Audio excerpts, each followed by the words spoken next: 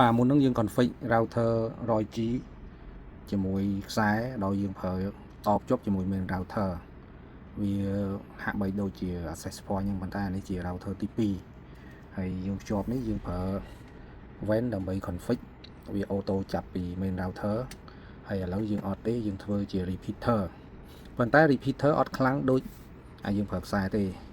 ហើយ repeater យើងបើសិនជាយើងអត់អូសខ្សែយើងវាងាយស្រួលអញ្ចឹងមានន័យថា main router ហ្នឹងយើងចាប់មកក្រោមមកឆ្ងាយវាអត់សូវខ្លាំងវាខ្សោយ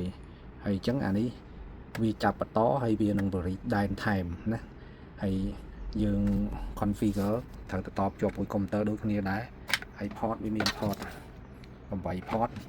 យើងចង់ដោត port ណាក៏បានដែរឲ្យតែ port LAN កុំទៅដោត WAN ពណ៌លឿងនឹងបានហើយឥឡូវខ្ញុំដកពីនោះខ្ញុំដោតខាងនេះវិញណាហើយយើង configure ដោត port LAN រួចកុំភ្លេចមកខាងទៀតដោតភ្ជាប់មួយកុំព្យូទ័រយើងណានេះឥឡូវខ្សែហ្នឹងយើងបានដោតភ្ជាប់មួយកុំព្យូទ័រហើយយើងឃើញវាលោតពណ៌បៃតងផ្លែតហ្នឹងមានន័យថាយើងបានភ្ជាប់ជាមួយ router ហ្នឹងហើយឥឡូវយើងចាប់ផ្ដើមទៅ configure នៅកុំព្យូទ័រវិញម្ដងបាទបន្ទាប់ពីយើងភ្ជាប់ router ទៅ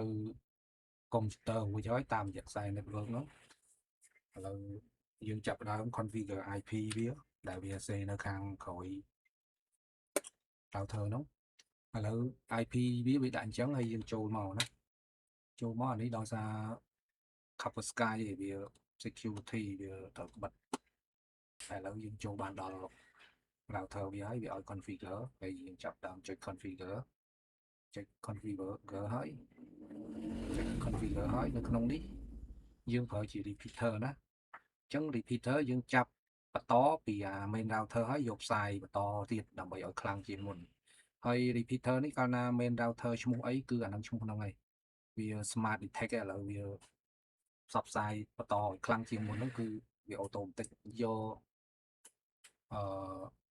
ID យកមកផ្សព្វផ្សាយបន្តហើយយក ID ដូចគ្នាឥឡូវយើងចុចលើ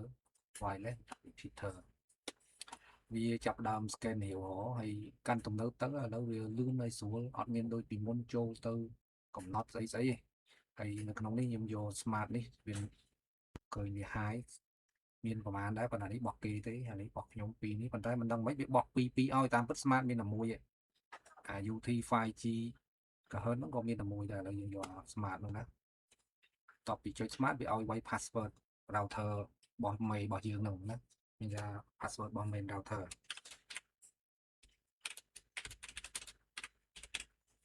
ហើយយើងទីត password បើត្រូវហើយយើងចុច next តមកយើងយកអូខេវាឃើញហើយវាឃើញ smart ហ្នឹងមាន2ព្រោះខ្ញុំប្រើ smart ហ្នឹង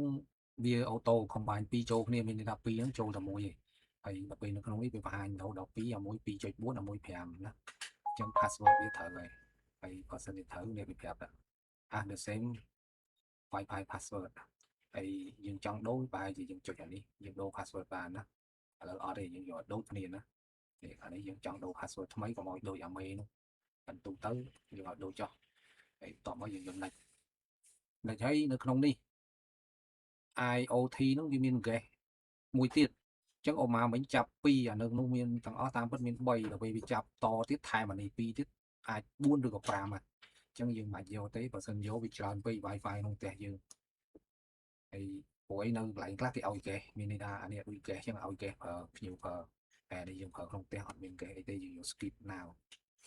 តមកវាឲ្យ region យើងដាក់ Cambodia ហើយយើងយក next ទៀតវា scan ចប់អត់មានអីទៀតទេតែប៉ុណ្្នឹងឯងហើយលឿនបំផុតចាំមួយផ្លែតចប់បាត់ហើយវាបោះឲ្យយើងអានេះ smart ហ្នឹងណាមាន 2.4 មាន 5 តាមពិតមាន gaming មួយទៀតប៉ុន្តែដោយសារ 100G នេះប្រហែលជាវាអត់មាន3វាអត់មានសម្រាប់ gaming តាមមើលប៉ុន្តែវាមាន port internet វា gaming ហើយឥឡូវយើងចាប់ដើមមើល smart ដូចគ្នានឹងយកមួយណាមួយណីទេណា smart ដូចគ្នាខ្ញុំដោយសារនេះនៅចិត្តដូចគ្នាវាចាប់ secure គេវាអត់មាន smart អីផ្សេងទៀតទេធម្មតាយើងឃើញ smart 2 3លើអានេះអត់ទេឃើញតែមួយទេអញ្ចឹងវាបង្ហាញអញ្ចឹងឲ្យយើងមកវាងាយស្រួលអត់មានញ៉ៃច្រើនហ្នឹងហើយការបង្ហាញមានប៉ុណ្ណឹងឥឡូវយើងតេស្តមើលសិន